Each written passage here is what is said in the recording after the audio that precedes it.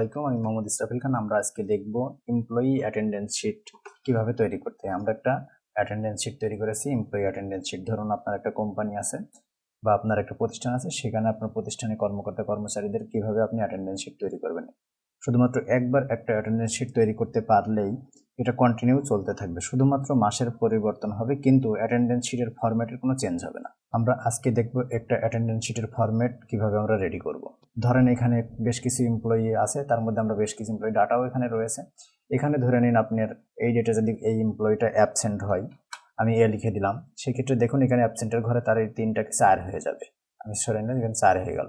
অতএব এভাবে অটোমেটিক আপনার এমপ্লয়ির অ্যাটেন্ডেন্স শিটের ডাটা বসাবেন, তার absent, holiday, extra duty, leave এবং প্রেজেন্ট কতদিন সবকটা এখানে বের হয়ে আসবে। তাহলে চলুন শুরু করি। একটা অ্যাটেন্ডেন্স শিট তৈরি করব, সেজন্য আমরা এখানে একটা শিট নিয়ে নিলাম। আমরা নতুন একটা শিট নিয়ে নিলাম। প্রথমেই লিখব সিরিয়াল নম্বর। সেই হিসেবে আমি কিছু সিরিয়াল নিলাম। ধরুন এখানে আমি এই দুইটাকে নিয়ে জাস্ট এটাকে আমি সিরিয়াল করে দিলাম। যতগুলো এমপ্লয়ি আমরা নিব, আপনি টোটাল এটাকে ক্লিক করে আপনি জাস্ট এটাকে মাঝখানে দিয়ে দেন, তাহলে প্রত্যেকটা বারবার মাঝখানে দিয়ে যাবেন, সবগুলো অটোমেটিক্যালি মাঝখানেই আসবে লেখাটা। এরপর আমি লিখব এমপ্লয়ি নেম।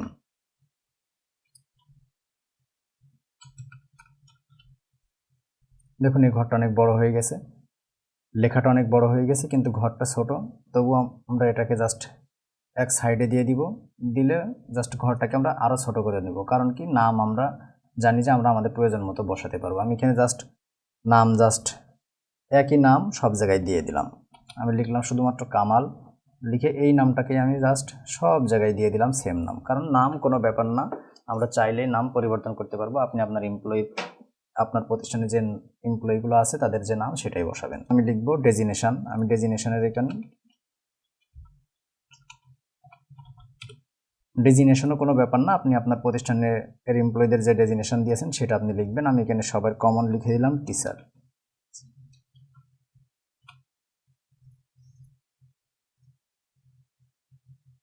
এখানে আমি জাস্ট সবাইকে টিচার দিয়ে দিলাম। এরপরে দেখুন আমি আসলে এখানে নিয়ে আসবো যেহেতু আমরা অ্যাটেন্ডেন্স শিট তৈরি করবো, অ্যাটেন্ডেন্স শিট অন্তত গড় হিসেবে সর্বোচ্চ যে মাসটা হয় সেটা 31 দিন। সেই জন্য আমি এখানে 31 দিনের হিসাবটা নিয়ে আসবো। সেই জন্য আমি এখানে জাস্ট এখান থেকে কিছু জুম আউট করে নিয়ে পেজটাকে একটু ছোট করে নিচ্ছি দেখতে। এখানে দেখুন আমি এখান থেকে জাস্ট 31টা কলাম সিলেক্ট করেছি। করার পরে আমি ফরম্যাটে ক্লিক করে এখানে যে কলাম ওয়াইড রয়েছে আমি সেটাতে ক্লিক করলাম, করে জাস্ট আমি 3 প্রেস করে ওকে প্রেস করে দিলাম। দেখুন ঘরগুলো এখন ছোট হয়ে গেছে।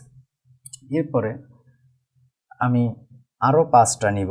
সেই 5টা কী জন্য নেব? সেই 5টা নিব এখানে 1 2 3 4 5 6 6টা ঘর নিব, যে total day, absent, holiday, extra duty, leave এবং প্রেজেন্ট। আমি সেই 6টা ঘর এখানে তৈরি করে নিব। ঠিক সেম মাপের আমি আরও 6টা ঘর নিলাম, নিয়ে জাস্ট আবার ফরম্যাট থেকে আমি আরও কলাম ওয়াইড দিয়ে জাস্ট আমি এর আগে 3 দিয়েছিলাম, আমি এটাকে এখন জাস্ট 4 দিয়ে দিলাম, জাস্ট ওকে প্রেস করে দিলাম। এখন দেখুন এই ঘরটায় আমরা এখন লিখব কি, এই ঘরটায় আমরা এখন লিখব ডেট, 31টা দিন। জাস্ট আমি এখন আবার এটাকে জুম ইন করে নিয়ে বর্ধিত করে নিলাম, বড় করে নিলাম। এখানে এখন জাস্ট আমি এই ঘরটাকে রো থেকে একটু বড় করে নিলাম, জাস্ট সবগুলো বড় হয়ে গেল। এখন আমি এখানে জাস্ট একটা ডেট লিখব, 1 মাস 1 দিন 23, তার মানে জানুয়ারি মাসে 1 জানুয়ারি 23 সাল। এই লেখাটাকে আমি এখন এখান থেকে জাস্ট রোটেট টেক্সট আপ করে দিব, তার মানে প্রত্যেকটা টেক্সট এখন এমন হবে। এরপরে আমি আরেকটা ডেটও জাস্ট এখান থেকে কপি করে এখানে পেস্ট করে দিলাম, জাস্ট এটাকে আমি এখন 2 তারিখ বানিয়ে দিলাম। 1 তারিখ 2 তারিখ, সরি এটা পরের ঘরে চলে গেছে, আমি এটাকে কাট করে নিলাম, নিয়ে এই ঘরে পেস্ট করে দিয়ে 2 তারিখ বানিয়ে দিলাম। জাস্ট ঘরটাকে আরেকটু বড় করতে হবে, তাহলে লেখাগুলো সব চলে আসবে। 27 দিন হয়েছে, আরও 4 দিন দিয়ে দিব, 31 দিন। তাহলে মোট 31 দিন এখানে হয়ে গেল। এখন এখানে আমরা লিখেছিলাম কি এইখান থেকে যে total day, absent, holiday, extra duty, leave, present. আপনার একেবারে এই সিকোয়েন্সে লিখতে হবে এমন না, আপনি আপনার প্রয়োজনীয় সিকোয়েন্সে লিখবেন।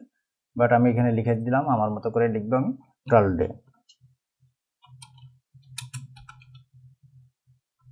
এই লেখাটা দেখুন, এই লেখাটার মতন করতে হবে। সেক্ষেত্রে আমাদের কি করতে হবে, এই 6টা ঘরকে আমরা মার্ক করে নিলাম, 5টা বা 6টা, এখানে 5টা রয়েছে, আমি 6টা ঘরে মার্ক করলাম, করে জাস্ট এখান থেকে ঘরটাকে রোটেট টেক্সট আপ করে নিব, হয়ে গেল। এখন পরবর্তী ঘরগুলো উঠে আসবে।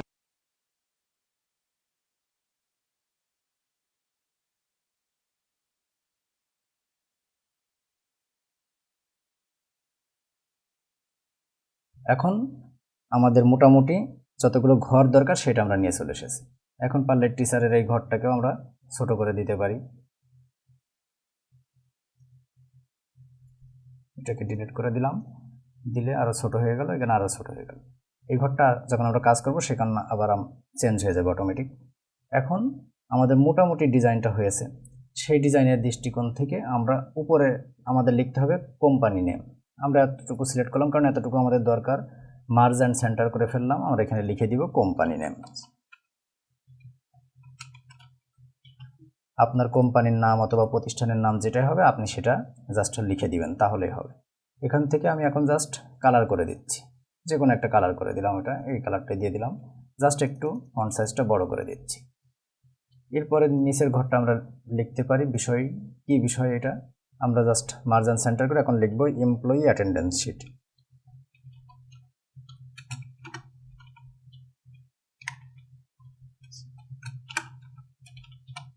এমপ্লয়ি অ্যাটেন্ডেন্স শিট লিখলাম, প্রয়োজনে এটাও একটু বড় করে দিতে পারি, এটাকেও একটা কালার ভিন্ন কোনো কালার দিয়ে রেখে দিতে পারি, ভিন্ন কোনো কালার দিয়ে রেখে দিলাম। এই ঘরটা যেহেতু আমাদের প্রয়োজন নেই, জাস্ট এটাকে সিলেক্ট করে ডান বাটন প্রেস করে এখান থেকে আমরা ডিলিট করে দিতে পারি, ডিলিট করে দিলাম। এখন দেখুন আমাদের টিচার সংখ্যা যেহেতু আমরা 23 নিয়েছি, আমাদের ডিসপ্লেতে আসতেছে 20 মতো, সেটা কোনো সমস্যা না, যেটাই থাকবে। এখন জাস্ট উপরের যে ঘরটা আছে সেটাও আমাদের দরকার নেই, সেজন্য এটাও ডিলিট করে দিলাম। এখন এখান থেকে সম্পূর্ণটা সিলেক্ট করলাম যতটুকু আমার দরকার, করে জাস্ট আমরা এখানে বর্ডারটা অল বর্ডার করে দিব। দেখুন সবকটা ঘরে এখন অল বর্ডার হয়ে গেছে। এরপরে যেহেতু সিরিয়াল নম্বরটা দেখা যাচ্ছে, আমরা সিরিয়াল নম্বরের ঘরটা ছোট করে দিলাম। এখন দেখুন এতগুলো ফাঁকা বলে আমি একটু জুম বাড়িয়ে দিব, দিলে একটু বড় দেখতে লাগবে আমাদের কাছে। এখন এখানে আমরা এই প্রথম এমপ্লয়ির হাজিরা শিটটা তৈরি করব। ধরে নিন প্রথম দিন সে প্রেজেন্ট, এক কথা আমি প্রত্যেকেরই প্রেজেন্ট নিয়ে নিব প্রথমে। এখন জাস্ট এটা সবগুলা ডেটে সে প্রেজেন্ট আছে এমন একটা হিসাব তৈরি করে নিলাম। এখন দেখুন একটা এমপ্লয়ি কিন্তু প্রতিদিন প্রেজেন্ট থাকে না, তবু আমি এটাকে সম্পূর্ণ প্রেজেন্ট ধরে নিয়েছি। তাহলে এখানে টোটাল ডেটার ক্যালকুলেশন করতে হবে, অ্যাবসেন্ট ক্যালকুলেশন করতে হবে, এক্সট্রা ডে ক্যালকুলেশন করতে হবে, বাট কীভাবে আমরা সেই ক্যালকুলেশনটা করতে পারি। এখন দেখুন আমি অ্যাবসেন্ট ক্যালকুলেশন করব, কিভাবে করব, আমরা লিখব সমান সমান, লিখতে হবে কাউন্ট ইফ, COUNT ইফ, দেখুন এখানে একটা সূত্র চলে আসছে, কাউন্ট ইফ, ক্লিক করলাম, রেঞ্জ, কোন রেঞ্জ, এই রেঞ্জের মধ্যে, comma, double quotation A, double quotation close, bracket close, enter. এই রেঞ্জের মধ্যে যদি তার কোনো অ্যাবসেন্ট থাকে তাহলে এই ঘরে শো করবে। দেখুন এখানে 0, কারণ তার সবগুলোই প্রেজেন্ট। আমি এখানে ধরুন এখন এই পিকে আমি এ বানাই দিলাম, দেখুন এখানে একটা অ্যাবসেন্ট হয়ে গেছে। পরে এটাও যদি আমি এখন এ বানাই, দেখুন ও দুটো অ্যাবসেন্ট হয়ে গেছে। এরপরে ধরুন আমি এক্সট্রা ডিউটি, তার যদি কোনো এক্সট্রা ডিউটি থাকে তাহলে আমরা আবার ঠিক সেমভাবে ওই সূত্রটাই প্রদান করব, যে সমান সমান কাউন্ট ইফ, চলে এসছে, আবার এই রেঞ্জটাই সিলেক্ট করে দিলাম,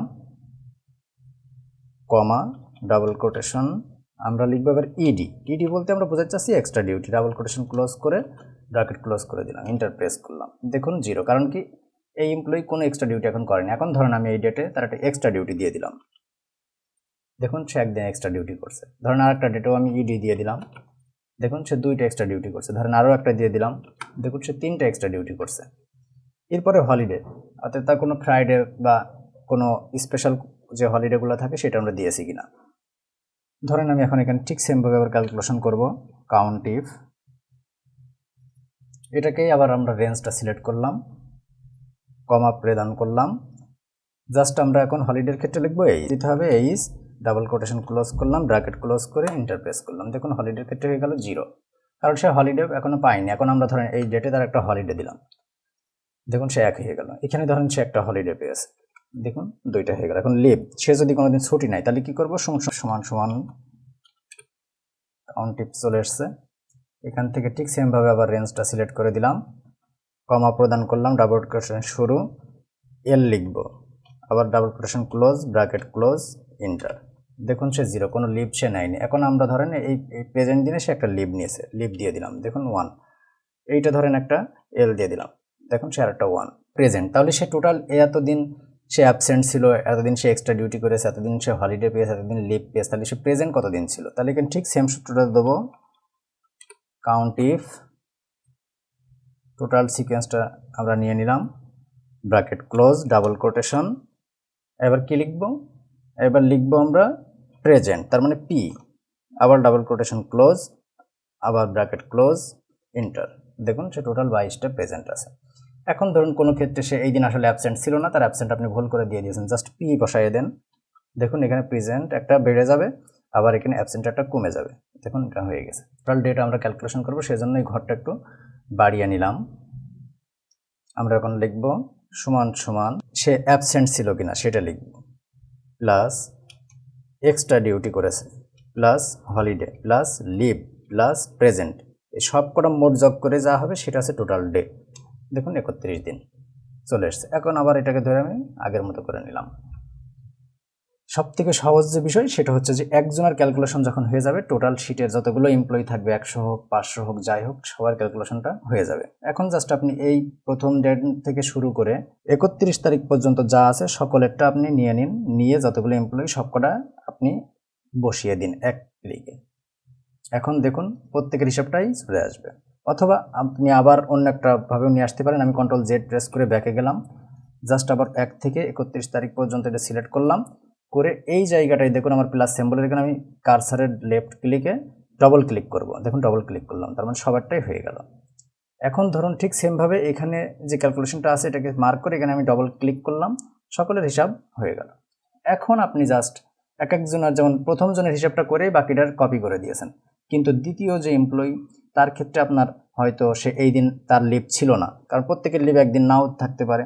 তাহলে এর ক্ষেত্রে ধরেন এটা প্রেজেন্ট ছিল, তাহলে আপনি এটাকে প্রেজেন্ট বানায়া দেন, দিয়ে এখানে দেখেন তার প্রেজেন্ট একদিন বেড়ে যাবে, আবার লিভ একদিন কমে যাবে।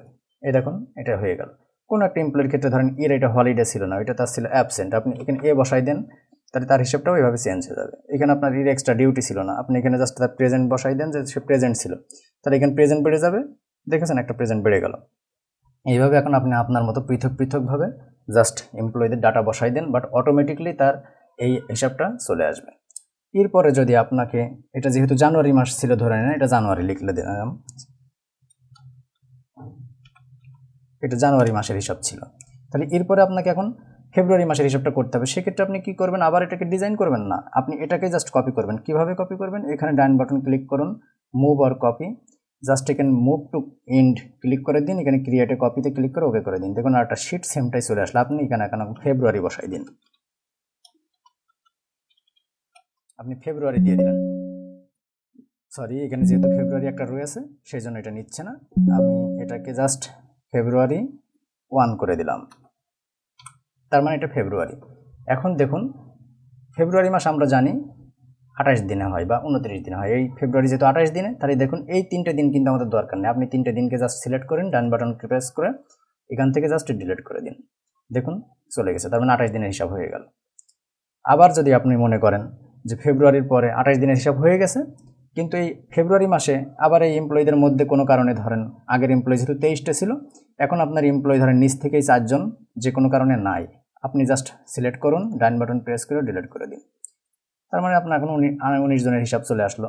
আবার কোনো কারণে প্রথম এমপ্লয়ি ধরেন এখন এই দিন হিসাবটা আপনি আবার জাস্ট তার ডাটাটা ইনপুট করে দিন, তার ওই মাসের যে প্রেজেন্ট, তার মানে প্রথম দিন সে হয়তো যে কোনো কারণে অ্যাবসেন্ট ছিল, দ্বিতীয় দিন সে হয়তো বা লিভ নিয়েছিল, এভাবে জাস্ট চেঞ্জ করে দিন, এখানে অটোমেটিকলি ডাটা চেঞ্জ হতে থাকবে, অর্থাৎ যার যারটা ইনপুট দিবেন সেটা আবার চেঞ্জ হয়ে যাবে। যেহেতু জানুয়ারি হিসাব করা রয়েছে, আপনি এটাকে জাস্ট ফেব্রুয়ারি বানাই দিন, এটাকেও জাস্ট আপনি ফেব্রুয়ারি বানাই দেন, দিয়ে এটাকে আপনি জাস্ট ধরুন, ধরে আপনার প্রয়োজন মতো টেনে দিন, দেখুন জাস্ট ফেব্রুয়ারি মাস হয়ে গেছে। এভাবেই সকলের ডাটা চেঞ্জ করতে পারবেন। এখন দেখুন এভাবে আমাদের খুব সুন্দরভাবে এটা তৈরি হয়ে গেল। এখন আপনারা যদি এটাকে জাস্ট আর একটু সৌন্দর্য করতে চান, আপনারা কালার করতে পারবেন, যেমন আপনি একটা লাইন ধরুন ভিন্ন ভিন্ন কালার দিন, সেটাও আপনি করতে পারবেন। জাস্ট হোম থেকে যে এখানে আপনি এই কালারটা দিয়ে দেন, পরবর্তী ঘরটায় আপনি আরেকটা কালার দিয়ে দেন, এখান থেকে সিলেক্ট করে আপনি অন্য আরেকটা কালার দেন, পরবর্তীটা আরেকটা কালার দেন, এইভাবে জাস্ট আপনি ভিন্ন ভিন্ন কালার দিয়ে একবারে সৌন্দর্য করে একটা ডিজাইন করে দিতে পারবেন। অথবা এখান থেকেও আপনি সবগুলো টোটাল সিলেক্ট করে নিয়ে আপনি টেবিল থেকেও জাস্ট একটা টেবিল ডিজাইন করে দিতে পারবেন। যেটা ইচ্ছা সেটা সুন্দর করে একটা টেবিলের কালার আপনি এখানে দিয়ে দিতে পারবেন। এভাবে আমরা একটা সুন্দর এমপ্লয়ি অ্যাটেন্ডেন্স শিট তৈরি করতে পারবো এবং একটা অ্যাটেন্ডেন্স শিট তৈরি করলেই পরবর্তীতে আর কোনো চেঞ্জ করতে হচ্ছে না, শুধুমাত্র এমপ্লয়ীদের ডাটা চেঞ্জ করলে হয়ে যাচ্ছে। কোনো কারণে ধরুন আপনার এখানে একজন এমপ্লয়ি বাড়াতে হবে, সেক্ষেত্রে কি করতে হবে, জাস্ট আপনি টোটালটাকে ধরবেন, ধরে জাস্ট একটা ঘর নিচেই নিয়ে আসবেন, হয়ে গেল। এখন জাস্ট আপনি সেই এমপ্লয়ির নাম, তার ডেজিগনেশন চেঞ্জ করে তার ডাটাটা চেঞ্জ করে দিন, এটা অটোমেটিক্যালি চেঞ্জ হয়ে যাবে। ধন্যবাদ সবাইকে। যদি আপনাদের এমপ্লয়ি অ্যাটেন্ডেন্স শিট তৈরিটা ভালো লাগে অবশ্যই আমার ভিডিও লাইক এবং কমেন্টস এবং সাবস্ক্রাইব করবেন। ধন্যবাদ সবাইকে। আসসালামু আলাইকুম।